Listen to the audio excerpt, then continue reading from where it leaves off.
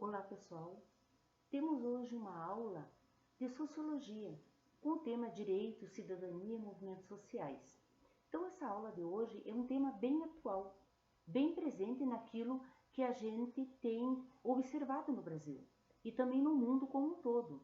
E não é novidade para ninguém, lá em 2013 o Brasil foi varrido por uma série de movimentos sociais que fizeram protestos, começaram por uma reivindicação de um não aumento das passagens de ônibus em grandes cidades e em capitais do Brasil. E esses movimentos, eles acabaram se avolumando e tiveram toda uma exposição na mídia. Podemos presenciar isso nas ruas e talvez vocês mesmos tenham participado, tomado partido de uma dessas manifestações. Então, são temas muito presentes e que podem estar dentro das provas do Enem e até mesmo nas redações, porque o tema sempre traz um apelo mais social. Então, vamos falar de movimentos sociais no sentido mais amplo. É um tema muito vasto e eu vou dar aqui alguns elementos para vocês pensarem. Em primeiro lugar, movimento social. Movimento lembra da física, da dinâmica, de uma sociedade se movendo. Então, movimento social é a sociedade como um todo se movendo? Não. Em princípio, a gente sabe que o movimento social é algum grupo. São alguns grupos dentro da sociedade que estão pleiteando alguma modificação e que querem conquistar, querem obtê-la protestando, utilizando os mais diversos meios. Deu para entender até agora, pessoal? Tá? Então, movimento social. Mas nós precisamos de uma definição um pouco melhor do que essa. Vamos aprender um pouco mais então. Vamos pegar a definição de um sociólogo chamado Axel Honneth, que ele vai nos dizer o seguinte: movimentos sociais, elas são ações coletivas com o objetivo de manter ou mudar uma situação. Então, uma luta só pode ser caracterizada de social na medida em que seus objetivos se deixam generalizar, né? Que vão para além dos horizontes, das intenções individuais. Então, não se faz movimento social de um homem só. É preciso que ele tenha um compartilhamento deste mesmo interesse na modificação, no combate a ser dado a alguma situação social prejudicial, não apenas a um indivíduo, mas também a um grupo do qual se identifique, a um grupo que acaba se formando em torno da causa de lutar. Portanto, uma situação socialmente, economicamente e politicamente adversa, podemos dizer que ela é politicamente adversa, então nós podemos entender que movimentos sociais é a ideia de um grupo que se forma, mas para reivindicar o quê? Que tipo de protesto? Quais os problemas sociais que o movimento social vai se posicionar? Isso varia muito no tempo, de época para época, de lugar para lugar. Nós temos movimentos sociais em mente sempre como algo ligado à esquerda, como algo mais emancipatório, uma ideia de um movimento mais radicalizado, um movimento que quer mudança, que quer revolução, mas nem sempre foi assim. Por exemplo, podemos dizer que existem movimentos sociais conservadores. É claro que existe sim.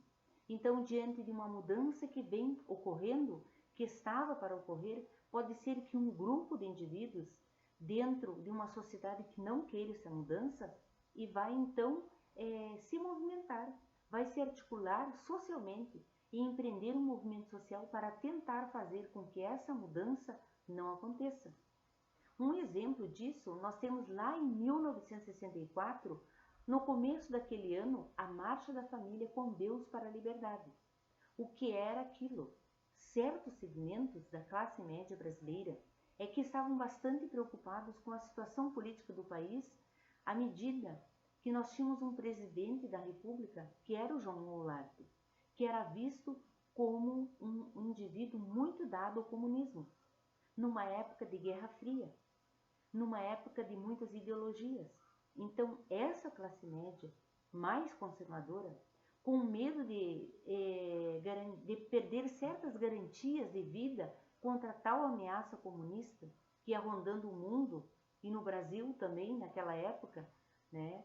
Essa classe média saiu às ruas empreendendo essa marcha da família como com Deus pela liberdade. Então, prestem atenção, é um movimento social, é um grupo de pessoas em torno de uma causa lutando contra algo, reivindicando algo.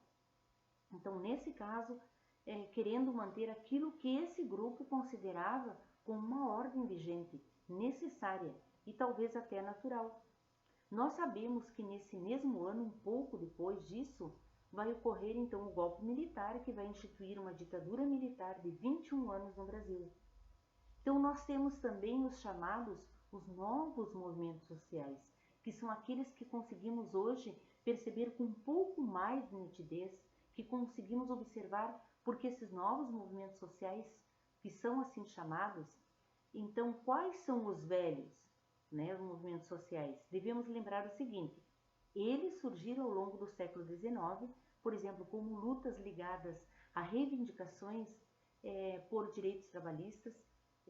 Temos também da classe trabalhadora no século XIX, na Europa, reivindicando a partir de princípios socialistas, comunistas e até mesmo anarquistas, reivindicando melhores condições de trabalho.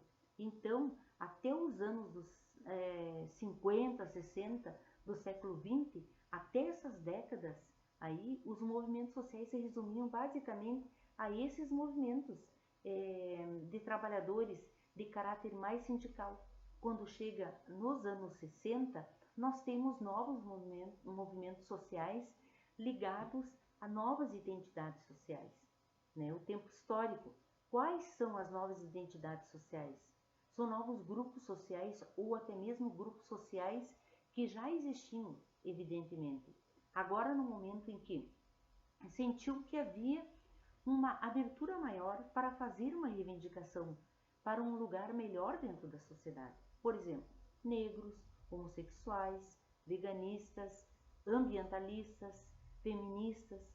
Quer dizer, novos movimentos sociais significam que nós temos uma diversificação da pauta de reivindicações. A partir dos anos 60 do século XX, não estão apenas reivindicando melhores condições de trabalho, maiores salários, como estavam caracterizados os movimentos sociais anteriores, e são caracterizados também pela luta de outros grupos sociais, que também querem o reconhecimento, que também querem alcançar o patamar de cidadania, ou seja, querem ter um reconhecimento social. Então vai muito além, pois ser cidadão significa também tomar parte da vida em sociedade, tendo uma participação ativa no que diz respeito aos problemas da comunidade. Então a cidadania expressa um conjunto de direitos que dá à pessoa a possibilidade de participar ativamente da vida e do governo de seu povo. Os movimentos sociais hoje têm uma conotação de muito mais diversidade do que em outras épocas. Um dos movimentos sociais de maior destaque foi o das diretas já, durante a redemocratização que exigiu o estabelecimento de eleições diretas. Então, esse movimento levou milhões de brasileiros às ruas, mas as diretas não foi o único movimento a ganhar força nessa época.